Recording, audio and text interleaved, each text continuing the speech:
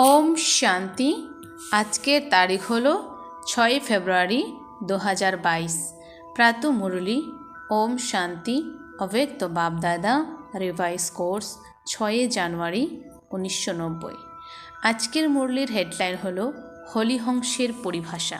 তো হলিহংসের পরিভাষা কেমন হবে তার উপর বাবা আজকের মুরলিটা চালিয়েছেন। ওম শান্তি। আজ জ্ঞানের সাগর বাবা হলিহংসদের সংগঠনকে দেখছেন। হলিহংস অর্থাৎ স্বচ্ছতা এবং বিশেষত্ব সম্পন্ন আত্মারা। স্বচ্ছতা অর্থাৎ মন বচন কর্ম সম্বন্ধ সবের পবিত্রতা। তো বাবা বলছে স্বচ্ছতা মানে মন বচন কর্ম সম্বন্ধ সবের মধ্যে পবিত্রতা থাকতে হবে। পবিত্রতার লক্ষণ হিসেবে সর্বদাই সাদা রং দেখানো হয়, যেন হলিহংস মানে পবিত্রতার প্রতীক, সাদা হংসকে দেখানো হয়। তোমরা হলিহংসরা হলে শ্বেত বস্ত্রধারী পরিষ্কার হৃদয়, অর্থাৎ তোমরা হলে স্বচ্ছতা স্বরূপ। তন মন আর অন্তর থেকে সদা বেদা অর্থাৎ স্বচ্ছ যেন হয়। তনের দিক থেকে অর্থাৎ বাইরের থেকেও যে যত স্বচ্ছই হোক না কেন, পরিষ্কার থাকুক, কিন্তু মন যদি তার পরিষ্কার সাফ না হয়, স্বচ্ছ না হয়, তখন বলা হয় আগে মনকে পরিচ্ছন্ন সাফ রাখো।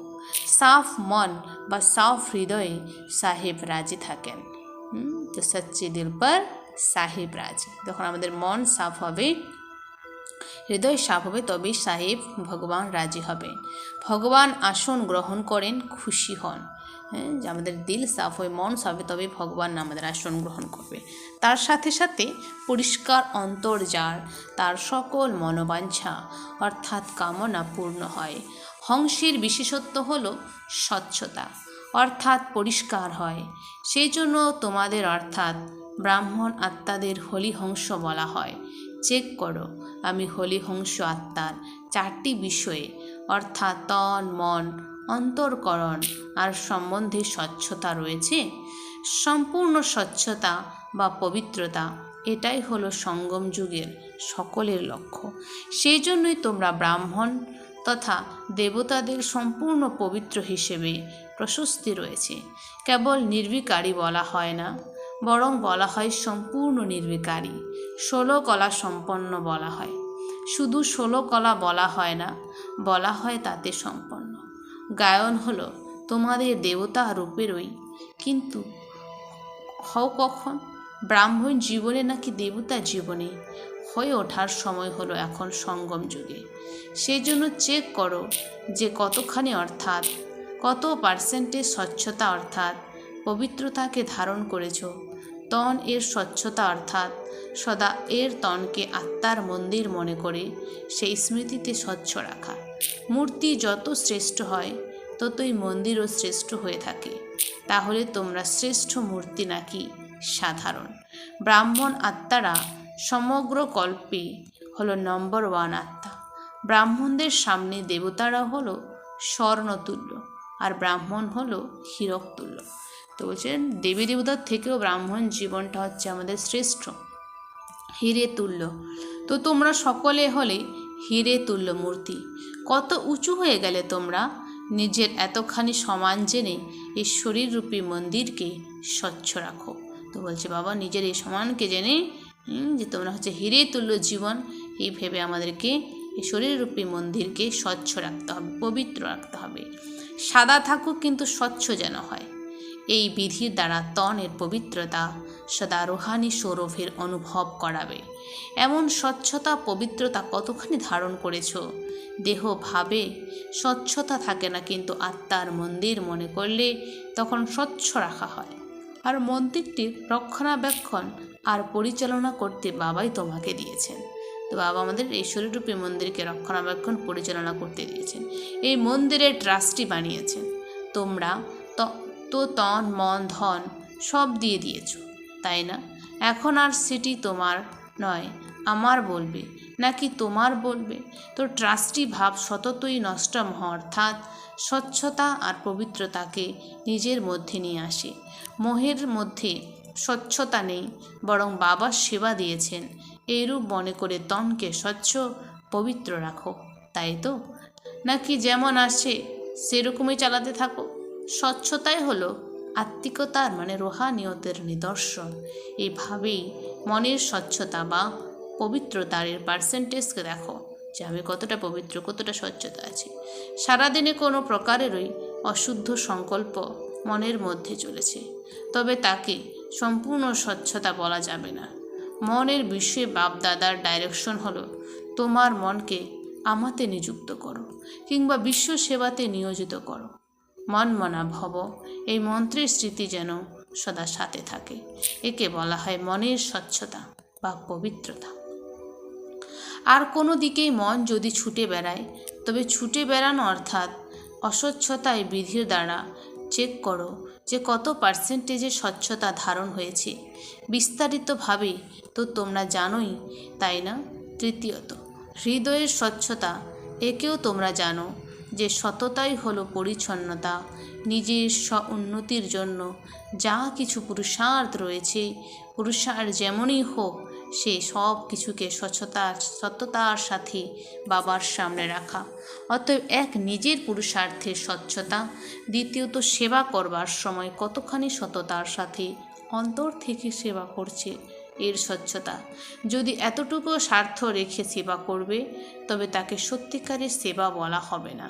তো সেবাতে সততা আর পরিচ্ছন্নতা কতখানি রয়েছে? কেউ কেউ ভাবে সেবা তো করতেই হবে, যেমন লৌকিক গভর্নমেন্টের ডিউটি হয়, সেটা সততার সাথে অন্তর থেকে করো, কিংবা বাধ্য হয়ে করো, অথবা অমনোযোগের সাথে করো। যেভাবেই করো, করতেই হয়, যেভাবেই হোক 8 ঘন্টা অতিবাহিত করতেই হবে, সেরকম অলমাইটি গভর্নমেন্টের থেকে ডিউটি প্রাপ্ত হয়েছে। এরকম মনে করা সেবা করা, একে সত্যিকারের সেবা বলা হবে না। কেবলমাত্র ডিউটি নয়, বরং ব্রাহ্মণ আত্মাদের নিজস্ব সংস্কারই হলো সেবা। তো সংস্কার স্বভাবতই সত্যিকারের সেবা ছাড়া থাকতে দেয় না। তো এভাবে চেক করো যে সত্য হৃদয়ের সাথে, অর্থাৎ ব্রাহ্মণ জীবনের স্বাভাবিক সংস্কারের দ্বারা সেবা কত পার্সেন্টেজের করেছো। এতগুলো মেলা করে ফেলেছো, এতজনকে কোর্স করিয়ে ফেলেছো, কিন্তু স্বচ্ছতার পবিত্রতার পার্সেন্টেজ কতখানি ছিল? তো বলছি তোমরা এতজনকে জ্ঞান শুনেছো, এতজনকে কোর্স করিয়েছো, তো পবিত্রতার পার্সেন্টেজ, স্বচ্ছতা কতটা ছিল? ডিউটি নয়, বরং আমার নিজস্ব সংস্কার, স্বধর্ম সকর্ময়টা। চতুর্থত, সম্বন্ধের স্বচ্ছতা। এটিকে সাররূপে বিশেষভাবে এটাই চেক করো যে সন্তুষ্টতারূপী স্বচ্ছতা কত পার্সেন্টেজ রয়েছে। আমি সম্বন্ধ সম্পর্কে কতটা সন্তুষ্ট আছি। সারাদিনে ভিন্ন ভিন্ন ভ্যারাইটি আত্মাদের সাথে সম্বন্ধ হয়। 3 প্রকারের সম্বন্ধে তোমরা এসে থাকো। 1, ব্রাহ্মণ পরিবারের। 2, আগত জিজ্ঞাসু আত্মাদের। 3, লৌকিক পরিবারে। এটা এক জিজ্ঞাসু, এক লৌকিক পরিবার, এক ব্রাহ্মণ আত্মা। 3টির সম্বন্ধে সারাদিনে নিজের সন্তুষ্টতা এবং সম্বন্ধে যেসব আত্মারা আসছে, সেই সব আত্মাদের সন্তুষ্টতার পার্সেন্টেজ কতখানি ছিল? সন্তুষ্টতার লক্ষণ হলো নিজেও সে মনের দিক থেকে হালকা এবং খুশি থাকবে, আর অন্যরাও খুশি হবে। অসন্তুষ্টতার লক্ষণ হলো সে নিজের মনের দিক থেকে ভারী থাকবে। যদি সে সত্যিকারের পুরুষার্থী হবে, তবে বারে বারে না চাইলেও তার সংকল্প আসতে থাকবে যে যদি এরকম না বলতাম তবে ভালো হতো, এরকম না করতাম তবে ভালো হতো, এটা যদি বলতাম বা এটা যদি করতাম, এসব মনে আসতে থাকবে। উদাসীন পুরুষার্থীর তো এটাও আসবে না। তো এই বোঝা খুশি থাকবে না। তো বলছে এই বোঝা আমাদের খুশি থাকতে দেবে না, হালকা থাকতে দেবে না। সম্বন্ধের স্বচ্ছতা অর্থাৎ সন্তুষ্টতা, এটাই হলো সম্বন্ধের সততা এবং পরিচ্ছন্নতা। সেই জন্য তোমরা বলে থাকো, সত্য যেখানে আত্মা নাচবে, সেখানে সত্য বিঠ নাচ, অর্থাৎ যে সত্য সে সদা খুশিতে নাচতে থাকবে। তাহলে শুনলে হরিহংসের পরিভাষা। যদি সত্যতার স্বচ্ছতা নেই, তবে হংস তুমি, কিন্তু হলি হংস নও। বলছে বাবা, যদি সত্যতার স্বচ্ছতা নেই, তবে বাবা বলছে হংস তুমি, কিন্তু হলি হংস নও। হংস হয়ে শুধু হলি হংস হতে পারলে না। তাহলে চেক করো সম্পন্ন আর সম্পূর্ণতার যে গায়ন আছে, তা কতখানি হতে পেরেছ। ড্রামা অনুসারে আজই যদি শরীরের হিসাব সমাপ্ত হয়ে যায়, তবে কত পার্সেন্টেজে পাস হবে? নাকি ড্রামাকে বলবে কিছুক্ষণ অপেক্ষা করো? এটা তো ভেবে বসে থাকোনি যে আমার তো এখন বয়স কম, এভার রেডির অর্থ কী? সময়ের অপেক্ষা করো, নাকি যে এখনও 10-11 বছর রয়েছে?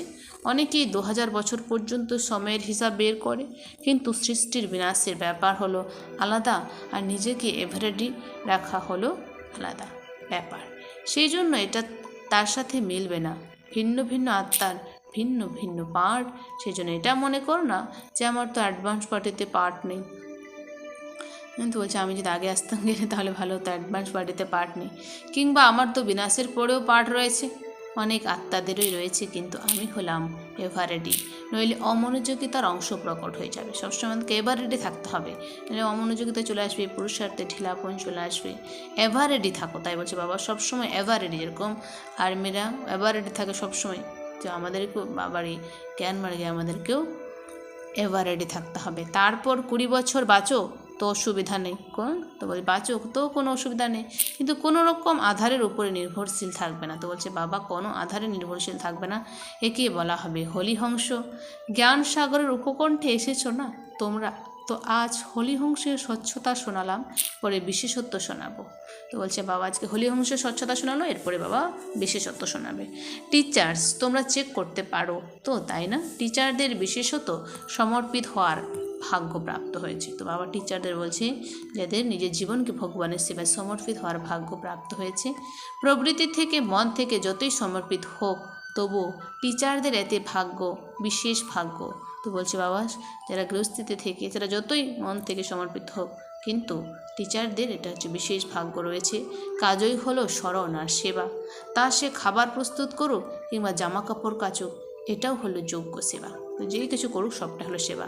সেটা হলো তোমাদের অলৌকিক জীবনের উদ্দেশ্যে সেবা। প্রবৃত্তি যারা রয়েছে তাদের দুটি দিকে দেখতে হয়, তোমাদের তো হলো একটি দিকেরই কাজ। একটি দিক করে কাজ মানে ডবল, দুটো দিক তো দেখতে হয় না। যারা সত্যতা আর পরিচ্ছন্নতার সাথে বাবা আর সেবাতে সদা তৎপর থাকে, তাদেরকে আর কোনো পরিশ্রম করবার প্রয়োজন হয় না। বলেছিলাম না যে যোগ্য টিচারের ভাণ্ডারা খাদ্য সামগ্রী ইত্যাদি আর ভাণ্ডারি ধন আগার সদা ভরপুর থাকবে। তো বলছে বাবা যে যোগ্য টিচার হবে তার বাবার ঘরে ভাণ্ডারি সব কিছু ভরপুর থাকবে। চিন্তা করতে হয় না যে পরের মাসে কি করে চলবে, মেলা কিভাবে হবে। সেবার সাথে সাথে সাধনও সততই প্রাপ্ত হবে। সেবাও হবে, তার সাথে সাধনও প্রাপ্ত হবে। আধ্যাত্মিক রুহানি আকর্ষণ সেবাকে আর সেবা কেন্দ্রকে সততই বৃদ্ধি করাতে থাকবে। যখন বেশি ভাবতে থাকো যে জিজ্ঞাসা কেন বেশি আসছে না, থাকছে না কেন চলে যাচ্ছে, তাহলে জিজ্ঞাসা স্থায়ী হবে না। যোগযুক্ত হয়ে রুহানিয়তের সাথে আত্মিক আর দয়ার ভাব যদি আহ্বান করো, তবে জিজ্ঞাসা সততই বৃদ্ধি পাবে। তো আমাদের ভাবতে হবে না কি কেন আসছে না, জিজ্ঞাসা ভাবতে হবে যে সবসময় দয়ার ভাব আহ্বান করতে হবে, তাহলেই সবই জিজ্ঞাসা অটোমেটিক বাড়তে থাকবে। এরকমই হয়, তাই না? তাই মনকে সদা হালকা রাখো, কোনো প্রকারের বোঝা রেখো না। যে কোনো প্রকারের বোঝা তা সে নিজেরই হোক বা সেবা সাথীদের তোমাদের উঠতে দেবে না, সেবা উঠতে পারবে না। সেই জন্য সদা দিল সাফ আর মনোবাঞ্ছাপূর্ণ মুরাদ হাসিল করতে থাকো। সকল প্রাপ্তি তোমাদের সামনে সততই আসতে থাকবে। কি শুনলে? সকল রুহানি প্রাপ্তি হলোই ব্রাহ্মণদের জন্য। সেগুলো আর কোথায় যাবে? কিন্তু বলছে সে প্রাপ্তির কোথায় যাবে? অধিকার কেবল তোমাদেরই, অধিকার কেউ কেড়ে নিতে পারবে না। আচ্ছা, সকল হরিহংসদের চতুর্দিকে সত্য সাহেবকে রাজি করতে পারা, সত্য হৃদয়ের আত্মাদেরকে সদা নিজেকে এভার রেডি রাখা, নম্বর 1 বাচ্চাদেরকে সদা নিজের গায়নযোগ্য সম্পন্ন বানাতে সক্ষম, বাবার সমীপ বাচ্চাদেরকে সদা নিজেকে অমূল্য হিরে তুল্য অনুভবকারী অনুভবী আত্মাদেরকে বাপদাদা স্মরণে স্নেহ সুমন আর নমস্কার। মহারাষ্ট্র গ্রুপের প্রতি বাপদাদার সাক্ষাৎকার। সদা খুশিতে ভরপুর থাকো, খুশহাল অর্থাৎ ভরপুর সম্পন্ন। খুশিতে ভরপুর থাকতে নিজেরও ভালো লাগে, অন্যদেরও ভালো লাগে। যেন যেই স্থান খুশিতে ভরপুর থাকে তাকে কাটার জঙ্গল থাকে না। তো বলছে যে স্থান খুশিতে ভরপুর থাকে না তাকে কাটার জঙ্গল বলা হয়। সুতরাং তোমাদের সকলের জীবন খুশহাল হয়ে গেছে। তোমার বাবাকে পেয়েছি তো আমাদের সবার জীবন খুশহাল হয়ে গেছে। আর চাল কেমন হয়ে গেছে? উড়তি কলার ফেরেশতার চাল হয়ে গেছে। তাহলে ভালো। তো বলছে বাবা তাহলে হলও ভালো, আরও ভালো, আর চালও ভালো, আমাদের হালও ভালো আর চালও ভালো। দুনিয়ার মানুষ যখন পরস্পর মিলিত হয় তখন হালচাল কেমন চলছে খোঁজ খবর নিয়ে থাকে না? তো দুনিয়ার মানুষ কেমন হালচাল চলছে, তো তোমাদের হালচাল কেমন? হাল হলো খুশহাল। তো বলছে আমার হাল হয় যেমন সব খুশহাল, আর চাল হলো ফেরেশতার চাল। দুটোই ভালো, তাই না? খুশিতে ভরপুর থাকলে সেখানে কোনো কাঁটা আসবে না। পূর্বে কাঁটার জঙ্গলে জীবন ছিল, এখন বদলে গেছে। তো আমাদের আগের জীবন কাঁটার জঙ্গলে ছিল, বেকারে, এখন সেই জীবন আমাদের এখন বদলে গেছে। এখন ফুলে ফুলে ভরা জগতে খুশহালিতে চলে এসেছো। জীবন এখন সদা দিব্য গুণের ফুলগুলির পুষ্পস্তবককে মরা ফুলওয়ারি দিব্য গুণের পুষ্পস্তবকের চিত্র বানানো হয়েছে না? সে দিব্য গুণগুলির পুষ্পস্তবকে কারা রয়েছে? তোমরা নাকি অন্য কেউ? কাটার স্তবক তৈরি করা যায় না, ফুলেরও স্তবক তৈরি করা হয় শুধু পাতা দিয়ে। তো বলছে শুধু পাতা দিয়ে তৈরি করা হলেও বলবে স্তবকটা ঠিক নয়। অতএব তোমরা স্বয়ং দিব্য গুণগুলির পুষ্পস্তবক অর্থাৎ খুশিতে ভরপুর হয়ে গেছো। তোমাদের সংস্পর্শে যারাই আসবে দিব্য গুণগুলির পুষ্পের সুবাস তাদের কাছে আসতে থাকবে, সুগন্ধ তাদের কাছে যেতে থাকবে, আর তোমাদেরকে খুশিতে ভরপুর থাকতে দেখে তারাও খুশি হবে, শক্তির অনুভব করবে।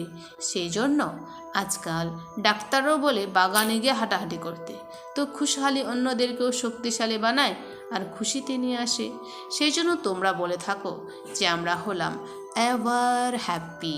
তোমরা চ্যালেঞ্জও করে থাকো যে কেউ যদি এভার হ্যাপি হতে চান তবে আমাদের কাছে আসুন। তো বলছে বাবা কেউ যদি এভার হ্যাপি হতে চান তাহলে আমাদের কাছে আসুন, আপনাদের সবাইকে বাবার স্মৃতি জাগ্রত করে দেব আমরা। তবে এভার হেলদি, এভার ওয়েলদি আর এভার হ্যাপি হয়ে যাবে। এই হলো আপনার জন্মসিদ্ধ অধিকার, এই অধিকার আপনার প্রাপ্ত হয়।